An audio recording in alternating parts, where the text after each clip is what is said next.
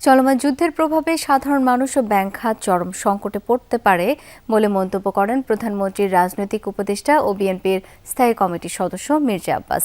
বাংলাদেশ কৃষি ব্যাংকের দোয়া ও ইফতার মাহফিলে অংশ নিয়ে কথা বলেন তিনি। আমদানি রপ্তানি বন্ধ হওয়ার আশঙ্কা জানিয়ে মির্জা আব্বাস বলেন, এই যুদ্ধ কবে শেষ হবে তা অনিশ্চিত। রাজনৈতিক প্রসঙ্গে তিনি অভিযোগ করেন, তার প্রতিপক্ষ চরম মিথ্যাচার করছে, যা আন্তর্জাতিক ও ধর্মীয়ভাবে নিন্দনীয়। তিনি আরও বলেন, শুধুমাত্র ক্ষমতায় যাওয়ার নেশায় কেউ না কেউ দেশটাকে ধ্বংসের দিকে ঠেলে দিচ্ছে। বর্তমানে দেশ ঋণের বোঝায় জর্জরিত বলেও মন্তব্য করেন তিনি।